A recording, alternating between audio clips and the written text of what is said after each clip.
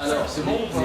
Je vais te dire que pour moi... C'est pas terrible, mais ça ira bien quand même. Ami de... Non, Kenavo. Enfin, même pas Kenavo. Je sais pas comment on dit bonjour d'ailleurs en... Ouais, voilà, voilà, vous avez compris. Ambiance bretonne. Ça se dit même pas, vous vous rendez compte. Oh bah ça commence bien.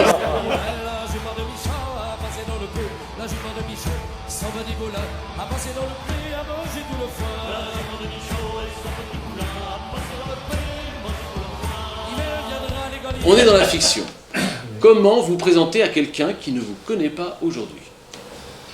Un groupe qui fait de la musique d'origine bretonne, en particulier celtique en général, ancienne, mais qui continue à écrire dans cette tradition des choses contemporaines. Et depuis une longtemps. vaillante bande de déjantés qui sont capables de faire des choses les plus sérieuses, les plus joyeuses, les plus tristes et les plus dingues dans un même Et concert. qui ont une passion commune, qui est celle d'être sur scène et de transmettre cette musique magnifique. Depuis 45 ans quand même, avec 3,4 millions d'albums vendus. Ah ben on n'a pas les comptes exacts, 3402 je crois. Je sais pas 402. Oui.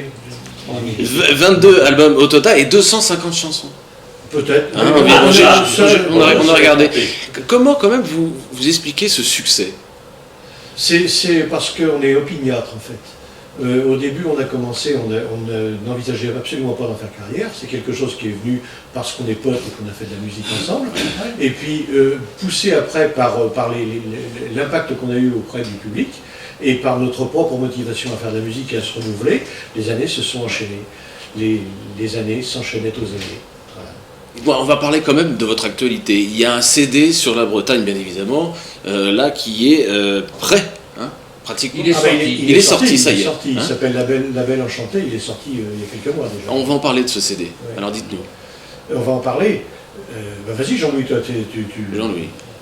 Ce CD qui est disponible. Ça a été de faire un disque sur les contes et les légendes de Bretagne, non pas ceux qu'on connaît déjà et qu'on a chantés quelquefois, la ville 10, les grands mythes du genre. Bon, c'est de dire on va faire des nouveaux contes qu'on va mettre en musique, avec des personnages traditionnels dans les contes et légendes bretons, par exemple l'Ancou, qui est le serviteur de la mort, par exemple le diable, qui est un autre, à ne pas confondre avec Jean-Cou, par exemple avec des sirènes, des pêcheurs qui reviennent comme des fantômes, etc.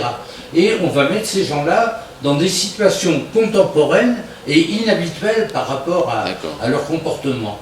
Ça, et puis d'autres chansons sur des personnages qu'on a inventés du coup. Et quelquefois on a même détourné un conte inuit, un conte esquimau, pour en faire un conte breton. Tout est possible. C'est universel tout ça. Et tout n'est pas forcément, comme on dit, merveilleux. Le conte, on voit souvent des choses merveilleuses. Il y a parfois des choses qui sont difficiles à entendre ou à écouter. Je pense spécialement à un conte cruel qui est fait d'après Alphonse Allais, qui n'est pas un truc évident du tout, ni même à chanter d'ailleurs. Il raconte quoi ce conte? C'est horrible. C'est épouvantable. Ouais, oui. Mais il faut se dire une chose aussi, c'est que ce qu'on fait nous, évidemment c'est teinté de culture bretonne, c'est imprégné de bretonitude et de celtitude, mais ça n'est pas réservé aux gens qui s'y connaissent. C'est tout public. On voyage beaucoup, on fait des concerts un peu partout, et non seulement un peu partout en France et également à l'étranger, très bientôt en Belgique, enfin on a des choses partout. Mais il se trouve qu'en Belgique, on va se retrouver avec un bagad malgré tout qui va venir jouer avec nous sur scène. C'est assez marrant d'avoir un bagad avec des cornemuses et des bombardes belges. Belge. Ah oui, parce que finalement ça essaime, et c'est ce mouvement breton ou celtique extrêmement vivace qui fait que ça fait plaisir à beaucoup de gens partout. Mais on est super fiers d'avoir fait en sorte que cette musique-là soit reconnue maintenant. En gros, que ce soit plus une musique de plouc comme c'était il y a des dizaines d'années. N'oublions pas que plouc, c'est paysan breton. Hein. Mais c'était péjoratif ça. C'était péjoratif et trop rural justement. C'est devenu péjoratif. On dit plouc. En réalité, ça ne l'est pas. Absolument. Le mot folklore en France est considéré comme quelque chose de péjoratif. C'est folklore, c'est au Québec. Le mot folklore, c'est de la chanson d'habitants.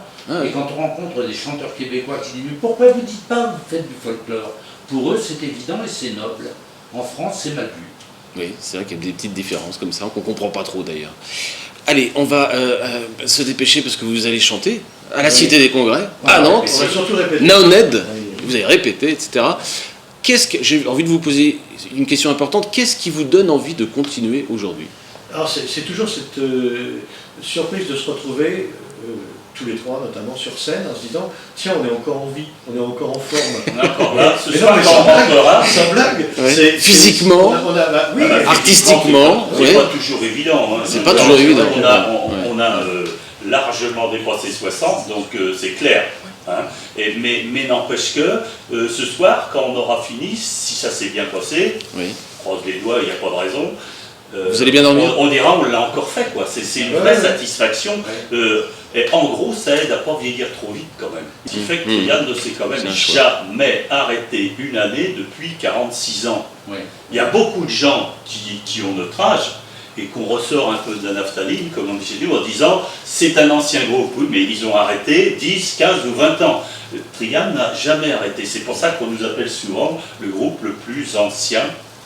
Les Rolling Stones de la chanson. Alors, c'est la Rolling seule, Stone toute Beatles, proportion gardée, c'est la seule référence qu'on a. Mais bon, j'aimerais avoir la forme physique de Mick Jagger. Les questions de la rédaction de Télé-sur-Heure. Oui. Très vite. Alors, ils seront très vite avec Philippe Desportes, ici présent. Il va vous poser quelques questions. Bonjour les Trian et merci encore une fois de nous recevoir. Donc là, ce sont des questions de la rédaction de Télé-sur-Heure. D'abord, est-ce que vous pouvez nous donner 3 raisons pour venir vous voir?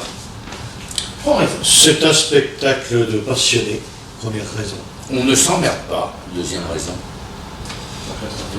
Comment? Et si vous... Moi, je pense qu'un des trucs qui fait le relief de Trian, c'est que comme tous les trois, par exemple, on ne se ressemble pas du tout, il y a toujours, ça fait des moments très très différents dans le concert. Alors on passe du moment très mélancolique au moment un peu plus baston, au moment... Je pense que c'est un spectacle très varié et qui a beaucoup de cœur parce que heureusement on en a. On vient pour un spectacle très varié. Alors maintenant, 3 raisons pour ne pas venir vous voir. Être obtus, être malade. Alors,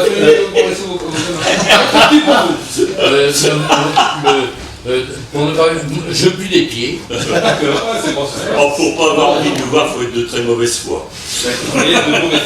Est-ce que vous avez un coup de cœur musical du moment? Du moment, moi, vous avez parlé de quelqu'un. J'ai beaucoup de mal en ce moment. J'ai de temps en temps une chanson de coup de cœur. Je vais penser à celle qui est chantée par Jeanne Chéral et je crois, je ne sais plus si c'est pas Miersec, c'est quelqu'un d'autre. La lettre un échange de courrier entre 2 amants, leur rencontre, le moment où ils vivent ensemble et leur séparation. C'est une chanson extraordinaire. En dehors de ça, un chanteur du moment, je suis incapable de dire, je ne vais pas dire la chanteuse de l'Eurovision. À mon avis, on va se prendre encore une gamelle, c'est bien fait pour notre gueule. À chaque fois qu'on fait de la basse variétoche, on se plante. Je vais dire Jacques Brel, mais hélas, il ne chante plus beaucoup. Et alors, un endroit à proposer à Nantes. C'est un petit peu Nantes, donc un endroit à proposer. La Cité des Congrès. Et alors, on pourrait finir par un coup de cœur ou un coup de gueule. Que vous choisissez. Coup de cœur, coup de gueule. Coup de cœur. Oh là là là là, c'est difficile de prendre des beautés comme ça. Ouais, je sais, justement.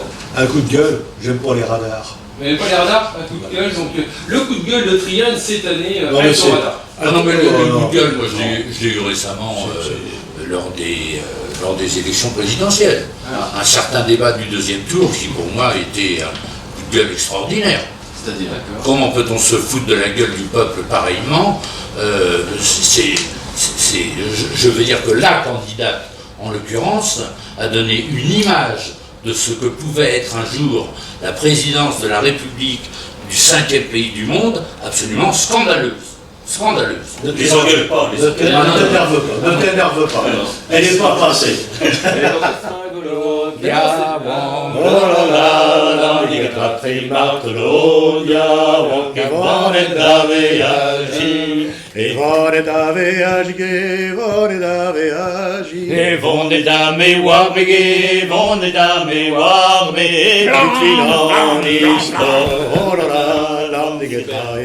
Allez, générique.